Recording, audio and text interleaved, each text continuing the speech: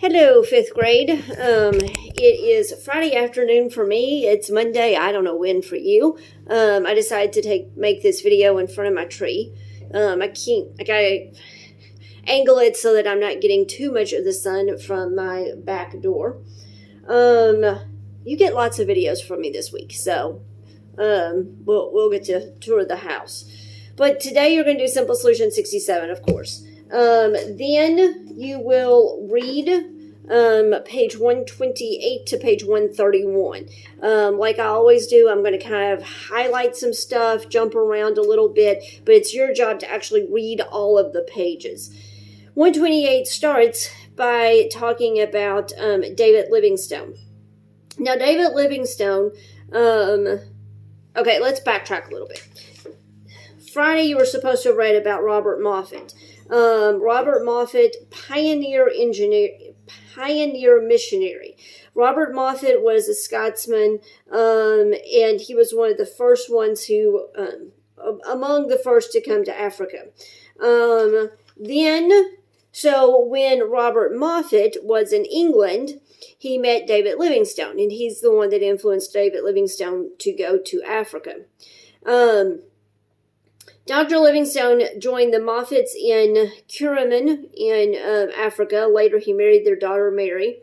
His goal was to explore the land as he preached the gospel in order to open up the interior for other missionaries. So he was different than a lot of missionaries because he wasn't just a missionary. He also wasn't just an explorer. He was both. Usually people are either an explorer or a missionary. He was actually both, which makes him a little bit different there. He is known as the greatest of all African explorers and one of the most famous explorers in history. David Livingstone traced the source of the Zambezi River through the interior, and he found Victoria Falls. Livingstone was the first European to see Africa's largest waterfall, Victoria Falls, and there's a really pretty picture of it there on page 128. He named it Victoria Falls for Queen Victoria. As the water of Victoria Falls crashes 360 feet into the Zambezi River, it makes a thunderous noise, and huge columns of mist rise 3,000 feet into the air like great clouds of smoke. Victoria Falls is one of the greatest natural wonders of the world, and it's known as the smoke that thunders because it makes that thundering noise as it drops in, and then the smoke or the spray of it looks like smoke. And so the Africans would have known it as would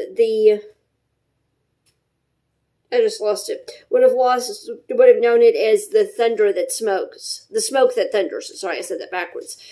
So then it goes on to talk about how he sent news back. All of a sudden, the news of his exploration stopped, and so Henry Stanley goes to try to find him. After months of searching, Stanley came upon the village where Livingstone, who was very ill, was resting. He greeted the great missionary explorer with words that become famous. Dr. Livingstone, I presume. Stanley explored parts of the continent with Livingstone and later followed in his footsteps as a missionary explorer. Tells you there that the Congo River is the world's second largest river. Then tells you about how they honored David Livingstone after he passed away. Then you're going to read the tan box on 130 and 131, and that's where you're going to stop. Where the tan box ends on 131, that's where you're going to end. You're going to read about Khama, a great African chief. When Khama, son of a fierce chief, was 14 years old, David Livingstone came riding into his town on the back of a hornless ox. Khama's father received Livingstone with interest. Khama's father asked for medicine to change his proud and angry heart. Livingstone held up the New Testament to tell him about the only medicine that can change a sinful heart. But Khama's father would not listen. He wanted medicine that could change his heart at once. When now was given, he arose and went away. As the years passed, the chief, his heart hardened, became a fierce enemy of Christians. But his son, Khama, would be the next chief of the Botswanas. And he became a Christian. And so he goes on to talk about how Khama became a Christian and led others toward Christianity in his tribe. So that's my highlighting some things in pages 128 to 131. Like I said, it's your job to go through and actually read all of it. Now, let's talk about the rest of this week. Today, your homework is to do Simple Solutions 67, to read page 128 to 131, the end of the tan box, like I said. Then you're going to take quiz 14. Quiz 14. Now, here's the thing. I have to do quiz 14 a little bit different, because quiz 14 has this map on the front.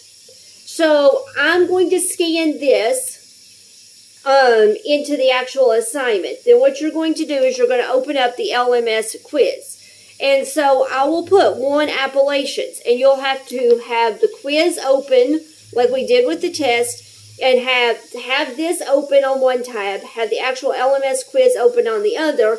And so you'll look and see, okay, 1 is Appalachians. You'll look at the map and see where is the Appalachians. And the Appalachians, I'll just tell you, is the Appalachians is C right here. So you'll type C. That's what you'll do for these.